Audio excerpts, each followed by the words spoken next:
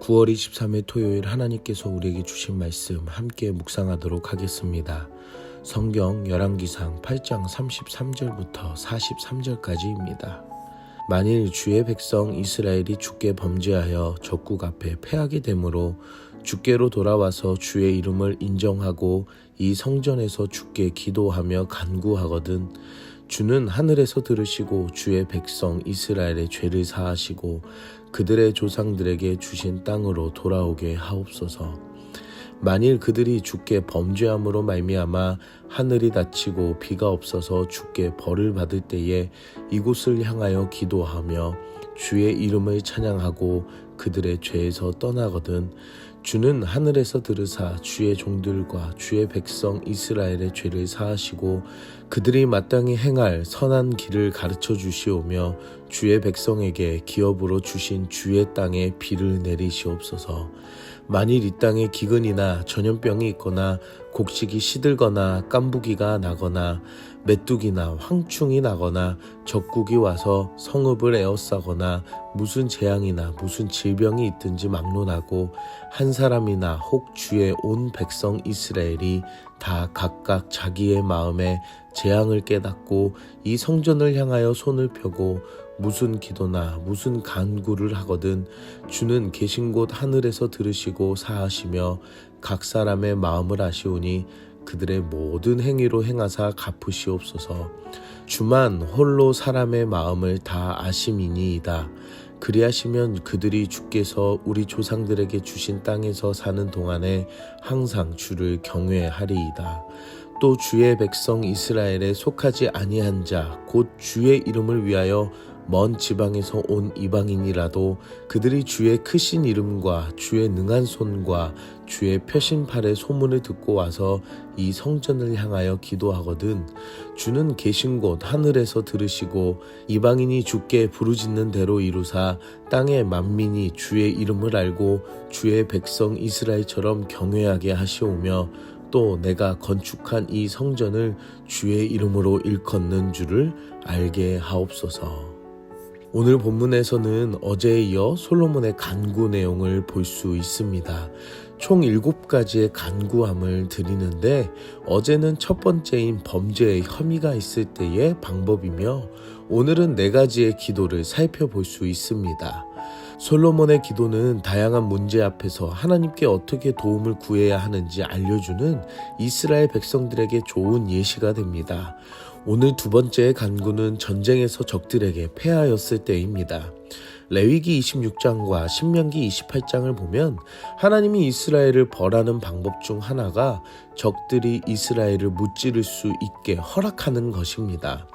과거에 이스라엘이 적들에게 패함을 당한 이력을 솔로몬은 알고 있었으며 그것이 하나님에게 반역한 결과라는 것도 알았습니다. 이스라엘은 정신을 차리고 하나님께 회개하고 하나님을 향한 충성을 고백하기를 바라는 마음으로 기도해야 합니다. 세 번째 간구는 비가 내리지 않을 때입니다. 이스라엘 백성이 사는 땅은 하나님께서 조상들에게 주신 약속의 땅입니다. 은혜로 받은 땅에 자연의 은혜가 멈추었다는 것은 자연적인 현상이 아니라 하나님께 범죄함으로 벌을 받을 때라는 것입니다. 이것도 솔로몬은 이스라엘에게 올바른 삶의 방식을 기도로 가르쳐 줍니다. 바로 죄에서 돌아서는 회개입니다. 네 번째 간구는 자연재해가 있을 때입니다. 자연재해도 똑같이 땅에 임하는 것입니다. 기근과 전염병 그리고 다양한 재앙이 임했을 때에 이것은 개인의 잘못으로 주어진 것보다는 민족이 범하는 죄라는 것입니다. 하지만 공동체 또는 민족이 범한 죄를 개인의 기도로 각각 자신들의 마음을 깨닫고 기도하는 모습이어야 함을 알려주고 있습니다. 이것은 한 사람도 예외가 아니라 공동체의 잘못을 자신들의 잘못으로 책임감 있게 기도하는 것입니다. 다섯 번째 간구는 이방인이 기도할 때입니다. 위의 세 가지는 모두 죄에 관한 것이었다면 이번에는 이스라엘에 속하지 아니한 자가 하나님께 구할 수 있는 자격이 되는가에 대한 것입니다. 이스라엘은 민족 우월주의가 강한 민족입니다. 그것은 하나님의 택함 받은 백성이라는 것입니다. 예를 들면 요나를 볼 수 있습니다. 요나는 니느웨의 구원을 향하는 하나님을 마땅하게 여기지 않았습니다. 하지만 하나님은 열방의 하나님이 되십니다. 하나님은 이스라엘만 구원하시는 것이 아니라 이스라엘을 통하여 열방을 구원하시고자 하심입니다. 솔로몬의 기도는 이스라엘 백성들의 가치관을 바꾸는 중요한 기도였습니다. 이방인도 하나님께 구할 수 있다라는 것입니다. 오늘 솔로몬이 기도하는 것은 복을 구하는 것이 아니라 죄에 대한 부분들입니다. 전쟁에 패하고 재앙이 임하며 자연의 법칙이 깨질 때, 그리고 세상 사람으로 살아가는 모습일 때에 모두 동일한 한 문제라는 것입니다. 바로 죄로 인한 하나님과의 관계가 이루어지지 않았기 때문입니다. 하나님의 자녀는 하나님이 주시는 은혜 없이는 살 수 없는 삶입니다. 그리고 그 막힌 것을 해결할 수 있는 유일한 한 가지는 하나님께 기도로 관계를 회복하는 것입니다. 오늘 기도의 내용을 보며 우리의 삶과 모든 것을 주관하시는 하나님을 신뢰하며 말씀 따라 순종하는 여러분들 되시길 기도합니다. 오늘 우리는 무엇을 적용할까요? 모든 문제의 해결은 하나님이십니다. 전쟁에 패하는 것도, 자연의 법칙이 무너지는 것도, 무서운 재앙과 질병에도 세상의 법칙으로 살아가는 이들도 모두 하나님이 필요하다라는 것입니다. 이 모든 문제의 해결자는 바로 하나님이시기 때문입니다.